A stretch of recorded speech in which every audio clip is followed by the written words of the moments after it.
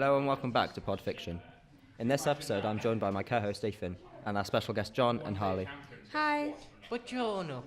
We discussed Brian De Palma's adaptation of Carrie, written by Stephen King and released in 1976. De Palma's Carrie was not only the first, but is also widely regarded as the best Carrie adaptation. So guys, what did you think of Carrie? Well, I think the only part that really affected me in a way was the end of the film during the scene where she kills everyone at the prom, because I think it was a metaphor for what bullying and abuse can do to a person mentally. I think what happened with the pig's blood finally threw her over the edge, because she started perceiving everyone as people that were laughing at her. Like, for example, the teacher who she thought she trusted, she imagined her in a way laughing at her, but she wasn't.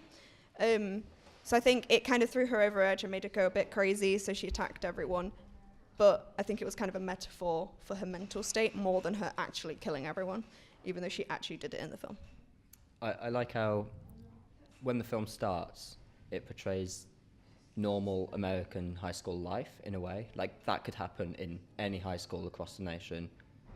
But towards the end, it just gets more outrageous and horrifying as it goes on. And I think that, adds to the metaphor where it's what happens in school can really mess up someone's mental, health. I really didn't like this movie. Shock. Oh no. I think it was my expectation that ruined it. I think that was a big reason why, was that I expected it was on the wall with Django Unchained. And Django Unchained is an awesome revenge movie because when the people die, you feel cathartic watching these horrible people die. And I was sort of expecting the same with Carrie. And when I watched the first few scenes, I was like, okay, bit of a cheese fest. However, there's going to be some pretty cool deaths in the end. And that just wasn't for me. I don't know. So you'd say you were unsatisfied with the deaths? I was very unsatisfied with it. I don't know if it was just my expectations that ruined the movie, but just I expected just some real horror in the end, you know. Stephen King's name was on it and I was expecting some scary stuff. But, didn't really get it. The best death was the teacher getting split in half with the beam or the mind explosion in the car. I think with this film, it doesn't really fit into any genre. We were having a discussion the other day saying, what kind of genre does this fit in? It wasn't really horror fully, it wasn't really a thriller, it wasn't really revenge, but it kind of has aspects of all three. And I think that's done purposefully, not only to kind of attract more audiences than just hardcore horror fans, but also in a weird way it makes bits of it scarier. John, what do you want to say? I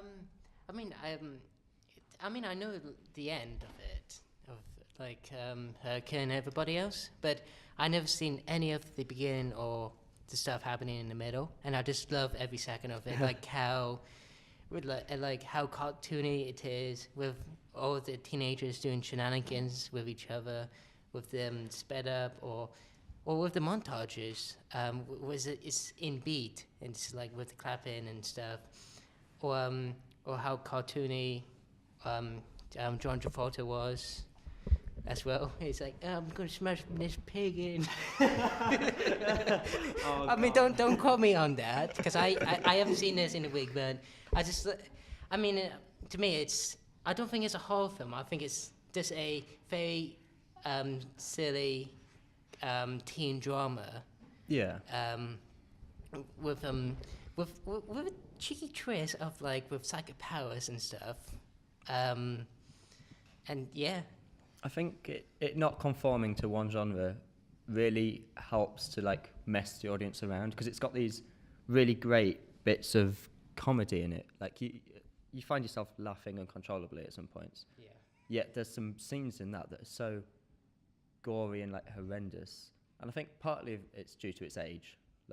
Some of the practical effects don't look great anymore, but that's expected from a film of that age. That was the only thing that kind of not take me off. It's with the effects.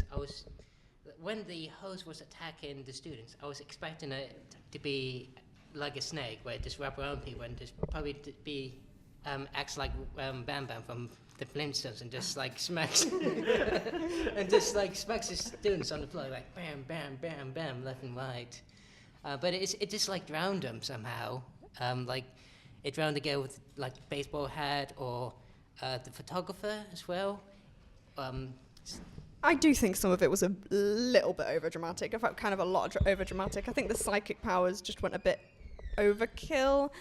Like I don't know what it was. I genuinely cannot decide whether I like the film or not. I don't really know whether I can even see it as a good film either. I don't know if I could appreciate this one as a good film for a change. Well, like the really my favorite parts were the really cartoony moments. Just because like I hate cheesiness. If I'm in the mood for cheesiness, then I think I would have loved this movie. But I just wasn't in the mood. But some of just the really cartoony parts, like when she just pushes the kid off the bike with her brain, like with her mind powers, that was pretty funny. I like watching the kid fall off the bike. I like that one. Also, John Travolta, God bless that man. God bless him. My favourite part is when he comes out from under the stage and bangs his head on a cymbal like a cartoon character, and it goes dung. Also, his death, where he gets blown up by the girl's mind. Like just the really, I think it's a good movie to watch if you are in the mood for a nice laugh. But like I said, I think my expectation ruined it, sadly.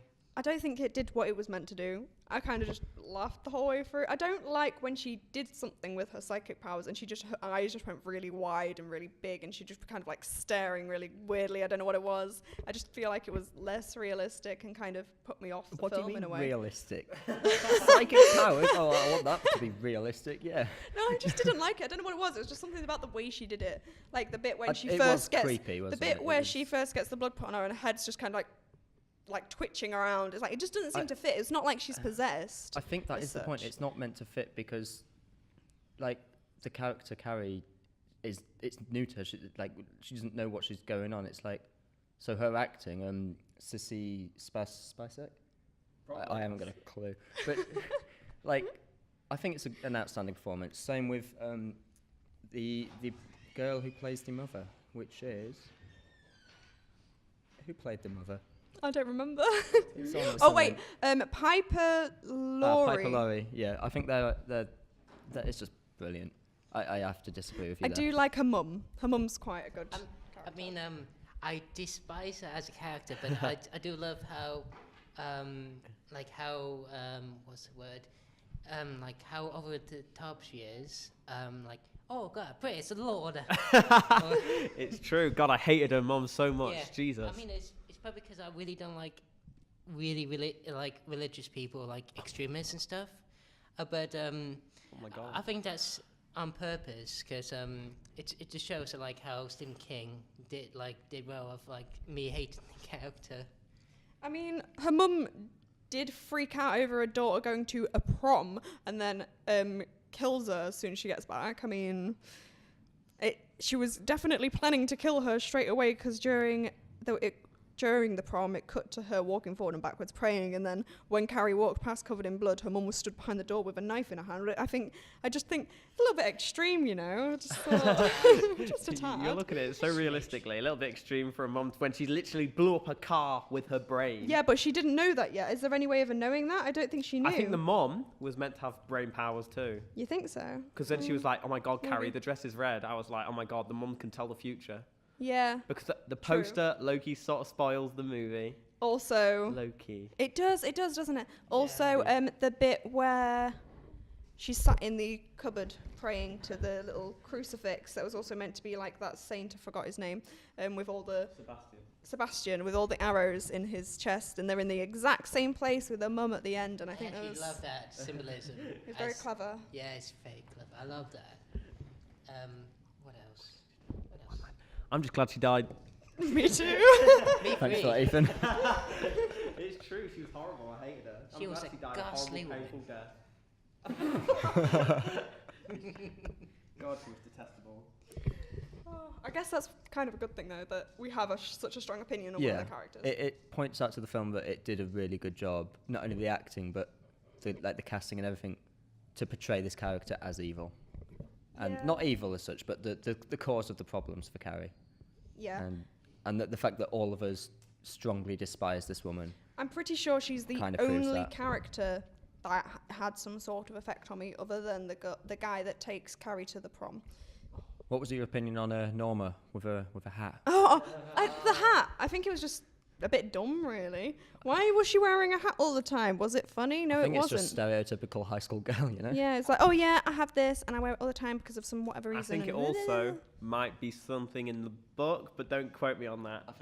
Because why did I mean, they so bother? It wasn't a big do they deal. really need to explain a hat? I just thought it was a bit weird. I mean, it's not her wearing a that hat all the time. significant. I mean, I know I brought it up, but I brought it when up she was as a at the joke. hairdresser's, when she was sat in that machine thing that curls your hair kind of thing, she literally had the hat on top of the machine, on top of a dome above her head. She wasn't even wearing it. If you she look wore it at prom. Who does that? In The Not even a Shining, nice hat. Stanley Kubrick included a man dressed in a furry costume performing a very sexual act on another man just because it was in the book. So, you know. I suppose. Yeah, the furry. I guess the whole. I like that they did take certain things from the book. I want to read the book. I want to know. I've said this before on the podcast, and I'll say it again. Watching these films makes me want to go out and read the books. Yeah. And I don't know what it was for. I think it was for Stand By Me. And I was like, I want to read this book. Yeah, I need to read that as well. And I'm not a big reader. I rarely read. But watching the films, knowing that they've derived from novels and fiction just makes me want to go out and read. Usually I like to read the books first and then watch the films, but if I'm honest, I think watching the films actually made me more interested in what the book's all about. Yeah, that's I mean, that's what I really like about Stephen King. With his books, he's such a good writer, not just with horror.